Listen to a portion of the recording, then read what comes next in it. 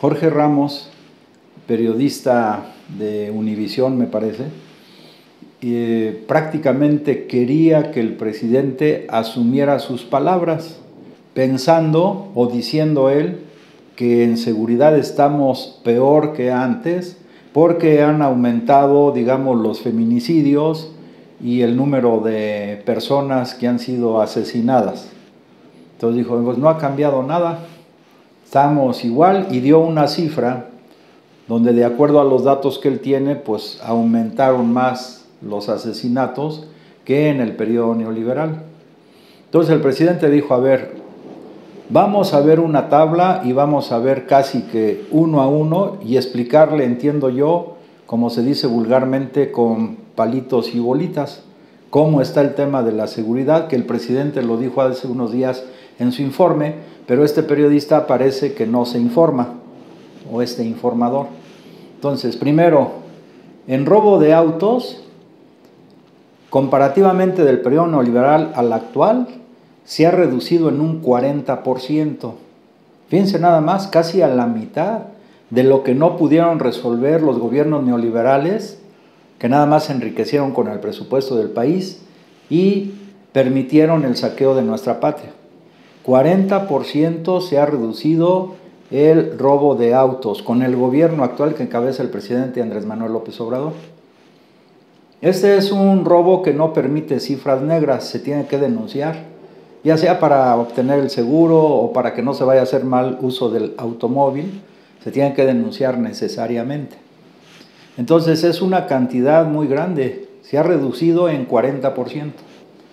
Aquí cabe la pena preguntarle a las personas que forman parte de la clase media o de los que se sienten de la clase media por tener un automóvil, si han notado o no que efectivamente se ha reducido en un 40% el robo de automóviles. Y eso es evidente en todos lados. Segundo, dijo el presidente, se han reducido los secuestros en un 40% también. Y también los secuestros, pues en secuestro no hay cifra negra o sería muy escasa, pero son 40% menos. Y generalmente también los más afectados por este problema del secuestro, que son a los que les pueden exigir, pues son comerciantes, comerciantes medios o sectores, generalizando, de la llamada clase media. Y seguramente también ellos pues podrán dar testimonio de que se ha reducido notablemente el tema de los secuestros. En el caso del robo en general, dijo el presidente, hay una reducción de aproximadamente el 26%. Entonces, que no nos quieran vender la idea de que estamos peor que en el periodo neoliberal. Estos son tres datos fundamentales. El presidente se reúne diariamente con el Gabinete de Seguridad y ahí van viendo los informes y se toman las medidas correspondientes para atacar todo tipo de delitos. En el tema del feminicidio, dice el periodista, dijo, pero ahí han aumentado. Entonces el presidente le explicó que antes no se analizaban o no se catalogaban aparte los feminicidios de los asesinatos, venía todo junto. En este gobierno, por el tema tan importante, precisamente que se refleja desde la integración del gobierno del presidente, de la equidad de género, entonces se empiezan de manera más detallada a especificar el número de feminicidios, que además es uno de los temas centrales que el gobierno ha abordado, no solamente en tener paridad de género en la integración del gabinete, sino también en diversos programas y además, sobre todo, rescatando valores morales y espirituales que vienen en la cartilla que se llama la guía ética que editó el gobierno. Pues ahora se trata de ir combatiendo el machismo, el racismo, la discriminación de todo tipo, y precisamente se ha puesto énfasis en el tema de los feminicidios. En la Ciudad de México, por ejemplo, existen lo que llaman las lunas, que son instituciones del gobierno de la ciudad para atender de manera especial a las mujeres que sufren todo tipo de violencia. Y entonces en el tema de feminicidios, el presidente, porque él es una persona recta, honesta, dice sí hay ahí un problema que todavía tenemos que resolver, pero lo importante es que en este gobierno es donde se está poniendo énfasis en este tema de los feminicidios, no en el periodo neoliberal, porque ahí pues los patrones que regían era la mentalidad, por ejemplo, que tenía Vicente Fox, de que las mujeres eran lavadoras de 4 patas o cosas de esa naturaleza. Aquí es una situación totalmente distinta. Por otro lado, el presidente agregó que sí hay gobernabilidad en el país, porque es también lo que quiere explotar la derecha, que no hay gobierno, que no hay gobernabilidad. Y dijo, muestra de ello, por ejemplo, fueron las elecciones. Por primera vez en largos años de la historia de México, las elecciones que acaban de llevarse a cabo no fueron elección de Estado, donde el Estado mueve todo su aparato, mueve los recursos del presupuesto para apoyar a los candidatos de un partido político X, el partido preferido del gobierno en turno. No hubo. Y además de las alrededor de 160,000 casillas que se instalaron en todo el país, solamente 30 no se instalaron, fíjense, es inédito, eso no había pasado. Entonces, si hubiera también ingobernabilidad o que los grupos del crimen organizado tuvieran copadas regiones enteras del país, como lo tuvieron en el periodo neoliberal, con Calderón, por ejemplo, que por cierto el día de hoy se dio a conocer también la noticia de que ya aprendieron al segundo de a bordo de García Luna, Palomino, ya está también en la cárcel, que es buen ejemplo de lo que pasaba en el periodo neoliberal, que los mismos que eran los que desaparecían gente o que hacían malos manejos de los recursos o que intimidaban y encarcelaban sin ton ni son o preparaban espectacularmente los montajes como el de Loret de Mola cuando detuvieron a la francesa, entre otros, eso no lo resaltaban como hoy esta prensa chayotera.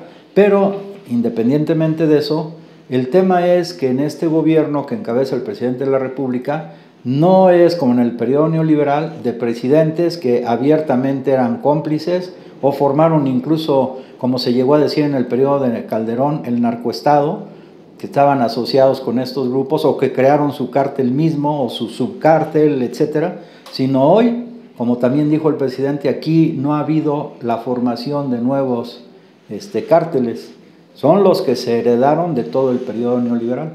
Pero entonces él recalcó, hay gobernabilidad y se mostró en las primeras elecciones que no son de Estado, después de la noche oscura neoliberal que vivió nuestro país.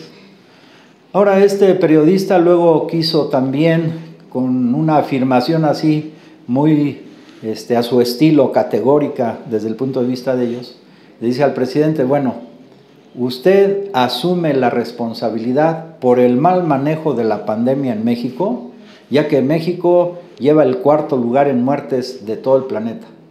Pues el presidente le dijo, bueno, pues no sé si estés bien informado, pero no sé si ya leíste el informe de la Universidad Johns Hopkins, en el sentido, y el presidente pues ahí puso la gráfica y fue viendo uno a uno, fíjense, pero ¿qué va de esta afirmación tendenciosa de que el presidente debe asumir su responsabilidad por el mal manejo de la pandemia y que México está en el 4º lugar a nivel mundial, a lo que dice el presidente? Discrepo totalmente, y al mostrar la gráfica, el primer país que aparece con el mayor número de fallecidos por cada millón de habitantes, porque es una forma de medir, se compara la población y el número de personas que han fallecido. Entonces, el primer lugar a nivel mundial que tiene más fallecidos por cada millón de habitantes es Perú. Luego fue viendo el presidente, pues venía Hungría y luego otros países, pero él solamente vio los países de América Latina.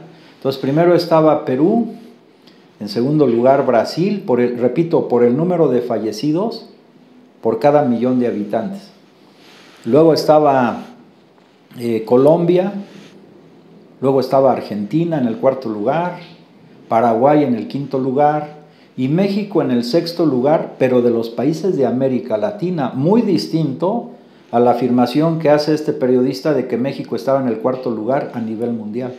A nivel mundial, ya el presidente no dijo, pero según la gráfica, pues estaríamos como por el 20º lugar o tal vez más abajo, no se pudo observar en la gráfica, que elaboró no el presidente de la República, repito, sino la Universidad Johns Hopkins de Estados Unidos, que es una universidad pues que hace este tipo de estudios con personal especializado.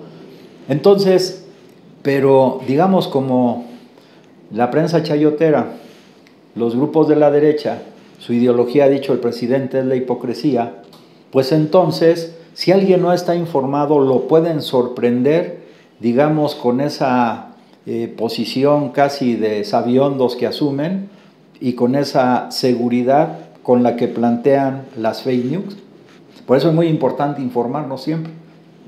Finalmente, el presidente de la República también planteó, a pregunta de otro reportero, sobre pues cuál es el papel que juega él en este debate que da permanentemente contra los grupos de la derecha conservadora. Entonces el presidente dijo, esto es muy importante y con esto cerramos, dijo él, si me meto al debate con el bloque conservador, fíjese, ya habla del bloque conservador, ese bloque conservador pues evidentemente sus figuras políticas o sus instrumentos políticos son los partidos políticos que firmaron el Pacto por México en pleno periodo neoliberal para apuntalar las políticas neoliberales de saqueo a nuestro país y de empobrecimiento del pueblo. Ese es el bloque que él dice. Y que ahora lo conforman los tres partidos que crearon esta alianza Va por México, que hemos dicho más bien debiera ser Va por el dinero de México. Entonces estos partidos que firmaron el Pacto por México, que realmente fue el pacto contra México, son los que forman el bloque conservador, son los partidos políticos o instrumentos políticos de este sector de la oligarquía que no quiere perder sus privilegios y que políticamente utiliza estos partidos para tratar de lograr sus objetivos. Entonces el presidente dice, si me meto al debate con el bloque conservador, es porque ellos se propusieron frenar el cambio. O sea, ellos quisieran, dijo el presidente, que el gobierno volviera a estar copado por esa minoría rapaz, que es la oligarquía nacional, y lo que él llamó la mafia en el poder. ¿Para qué? Para poner todos los recursos del país en manos de ellos, desde los recursos naturales hasta los recursos del presupuesto nacional. Dice el presidente, cuando se sinceran y dicen vamos a reunirnos o vamos a unirnos todos contra el dictador que le llaman al presidente o el comunista que también así le llaman, vamos a unirnos porque si no nos va a quitar el país. Ellos están pensando en el recurso del país, en los recursos del país y particularmente en el presupuesto del país. Vamos a poner un ejemplo. Y yo lo dejamos para otra, pero tenemos que analizar esas frases calumniosas que lanzan contra el presidente, tratando de hacerlo aparecer como dictador, cuando realmente es el momento, después de varias décadas, que en nuestro país hay absoluta libertad de prensa, es más, hay libertinaje, es más, hay hasta libertad para insultar al presidente, y no hay represión. Lo único que hay siempre, como dice el presidente, pues es el derecho de réplica, que además yo creo les dolió mucho, porque todos los miércoles vamos a estar viendo quién es quién en las noticias falsas, y se va a estar analizando el daño que hacen estas noticias, quién las dice, a través de qué medios los dicen, y finalmente quién, desde el punto de vista económico, está atrás de esas noticias, que son este grupo mafioso que mantuvo el poder en México por varias décadas.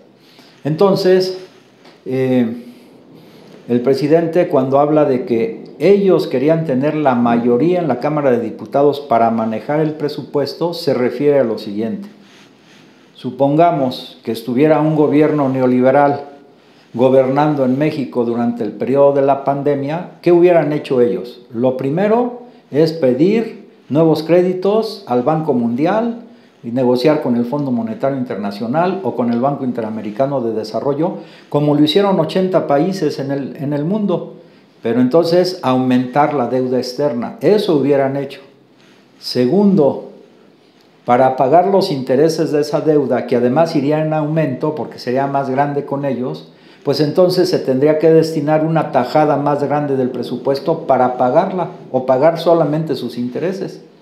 En este momento, por ejemplo, para pagar los intereses de la deuda externa, se destinan cada año 700,000 millones de pesos.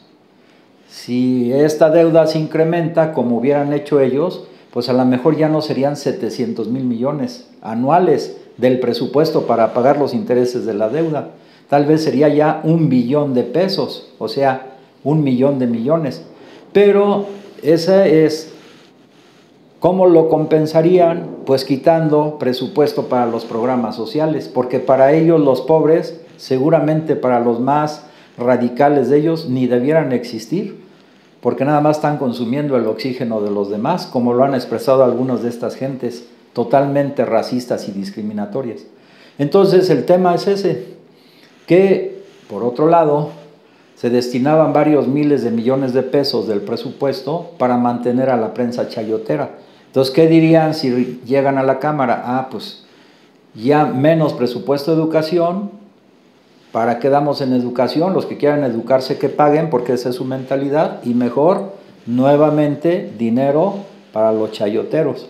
O en otro sentido también, antes estaban los programas sociales, pero de ellos participaban los grandes hacendados, los grandes latifundistas también. Entonces, ¿qué dirían? ¿Para qué sembrando vida? Pues mejor ese dinero vamos a darlo para lo que ellos llaman, fíjense, el rescate o el apoyo para los grandes productores en el campo, que al final son tanto las empresas transnacionales como sectores de la oligarquía nacional. Entonces, ese es el pleito del presupuesto de esta camarilla, de este grupo nefasto que durante varias décadas sumió a nuestro país en la miseria, en la angustia y en la desesperación. Entonces, el presidente tiene que estar dando diario este debate. ¿Por qué? Porque hay un grupo conservador, una alianza, que a través también de los recursos de Claudio X González y de recursos que reciben del extranjero y luego utilizando la mayor parte de los medios de comunicación convencionales, pues diario son cataratas de noticias falsas en contra del presidente de la República. Yo diría que dicen que hay un dictador. Bueno, insisto mucho, hay represión contra los que se manifiestan, hay encarcelados por manifestarse, no, hay al contrario, libertad para todos. El presidente dice, pueden estar diciendo lo que quieran de mí, lo único que queremos es el derecho de réplica. Ellos dicen su pseudo verdad, nosotros decimos nuestra verdad. Es solamente eso. Que el presidente lo acusan de comunista, porque ahora eso está, digamos, de moda, ¿no? Espantando, manipulando los sentimientos religiosos de la población, o también manipulando un concepto que se desvirtuó a lo largo del tiempo, que no saben ni siquiera los de la derecha definir este concepto de comunismo. Pues algunos, por ejemplo, teólogos de la liberación, vámonos al caso extremo, plantean que el primer comunista del mundo fue Cristo. ¿Por qué? Porque predicaba el amor para todos. Pero este tema lo analizaremos en otro momento. Lo que sí es conveniente llamar a todos los mexicanos a analizar estos conceptos para no caer o dar por hecho lo que la derecha plantea de que en el comunismo hay dictadura, que en el comunismo te quitan tu casa, que etcétera. Esas son falacias. Ningún país del planeta ha sido nunca comunista. Ni China, que dicen China comunista, no, pues está muy lejos de ser eso. Entonces es un concepto que han satanizado y que tratan de colgárselo al presidente de la República. Pero el presidente, ¿qué es? Él lo ha dicho. Antes que nada, soy humanista. Y se refleja desde que escribió él su documento Fundamentos para una República Amorosa. Ahí dice, hay que gobernar con 3 principios: honestidad, justicia y amor. Y el amor lo disgrega en amor a la familia, por eso muchos programas van orientados a, porque se tiene un profundo amor a la familia, que las familias se fortalezcan, no que se desintegren, que se cohesionen, independientemente de la forma de la familia. Amor a la familia, dice él, amor al prójimo, ya lo hemos dicho varias veces, incluso es el segundo mandamiento. Amor a la patria, porque si no tenemos amor a la patria, pues estaríamos otra vez permitiendo todo el saqueo de nuestro país. Si en el periodo neoliberal se concesionó el 60% del territorio a empresas mineras, pues ahorita estaría ya el 90%, ¿no? Aquí tenemos amor a la patria. También dice amor a la naturaleza, Por eso no ha permitido cultivos transgénicos, ni tampoco la utilización del fracking, que causa un daño enorme al medio ambiente y a la naturaleza en su conjunto. Entonces, esta es una filosofía, una orientación de amor contra el odio que destinan los chayoteros y los grupos de la derecha conservadora, que son su filosofía en la hipocresía y entonces en consecuencia la mentira, y también el odio racial, el odio al que menos tiene, el odio a la mujer, porque eso es su filosofía, o sea, es una filosofía profundamente machista como lo que expresó Fox, etc. Entonces estamos en una lucha. Y yo nuevamente hago un llamado a todos los mexicanos honestos y de buen corazón a apoyar con toda firmeza la política y los planteamientos del presidente de la República, a estar bien informados para no caer en el daño enorme que causan las noticias falsas. Si te gusta lo que aquí comentamos, te pido que nos des tu comentario en Facebook y que te suscribas a nuestro canal de YouTube. Que tengas buen día.